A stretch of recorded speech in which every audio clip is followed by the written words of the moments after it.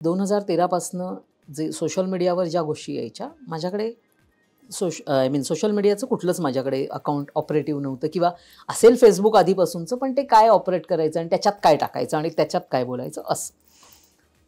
त्यामुळे तो अनअवेअरनेस होता माझ्याकडे.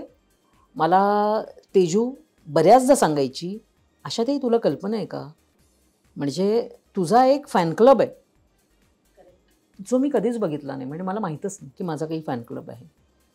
म्हणजे त्याच्यावर सगळेजण ॲप्रिशिएट हेच करतात की या बाई काय काय भन्नाट आहेत आणि या खूपच छान काम करतात.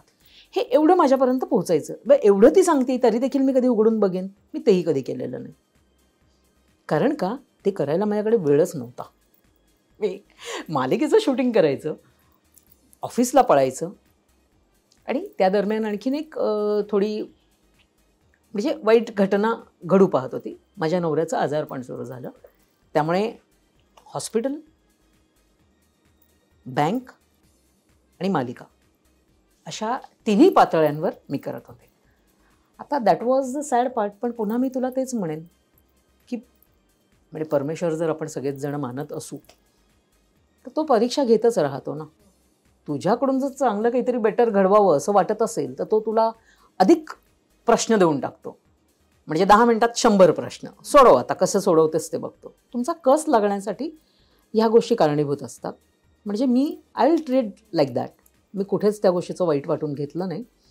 पण माझ्या नवऱ्याचं आजारपण सुरू झाल्यामुळे त्याच्यासाठी हॉस्पिटलला ॲडमिट केल्यानंतर नाईट शिफ्ट हॉस्पिटलमध्ये व्हायची. सकाळी 7 वाजता उठून मी यायचे. उठून घरी यायचं, आंघोळ करायची. आज काय शूट आहे तर शूटला जायचं. मग ते त्यांना मी जरा सांगितलेलं की बाबा 7ची शिफ्ट नकाच लावू, कारण मी येणार 7-7:30ला. मग 9ची शिफ्ट लावा आणि मला शक्यतो थोडासा अवधी द्या, कारण त्या बाईला काहीच मेकअप करायचा नव्हता, काहीच विशेष कॉस्च्युम नव्हता. असलेल्या केसांचा असा आंबाडा घालायचा, एक साधीशी वायलची साडी नेसायची, नॉर्मल ब्लाऊज घालायचा. कवडीभर कधी सोनं पण घातलं नाही नवऱ्याने असं त्याच्यामध्ये कायम डायलॉग असायचा. त्यामुळे तेही कधी नसायचे. दागदागिने घालतात किंवा मॅडम तुमचं हे मॅचिंग बघूया, मॅडम परवाची कंटिन्युटी अशी, काय कशाचं काही देणं घेणं नाही त्या कॅरेक्टरला. त्यामुळे ते इतकं सोपं पडायचं ना की अच्छा आशाताई आल्या, ठीक आहे, आपण पुढच्या 20व्या मिनिटाला आपण शॉर्ट तयार करू शकतो. फक्त साडी नेसून जे काही जुजबी जे आवश्यक आहे त्या गोष्टी करायच्या.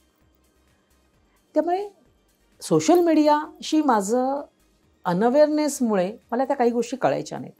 हां, पण एक मात्र व्हायचं की बँकेत येणारं जे पब्लिक असायचं, कस्टमर असायचे, तर ते कदाचित त्या अपेक्षेने यायचे. पण माझ्या आवाजाचा त्यांना थोडासा परिचय असा असल्यामुळे काही जण आधी बोलताना थोडेसे दचकून असायचे किंवा घाबरायचे. एका अर्थी ते बरंच असतं. मला काही लोक घाबरतात, हे मी आता स्वतःच सांगते. मराठी मनोरंजन सृष्टीमधील मालिका, चित्रपट, नाटक तसेच कलाकारांबद्दलच्या नवीन अपडेट्स जाणून घेण्यासाठी नक्की सबस्क्राईब करा इट्स मज्जा मराठी या आपल्या नवीन YouTube चॅनलला.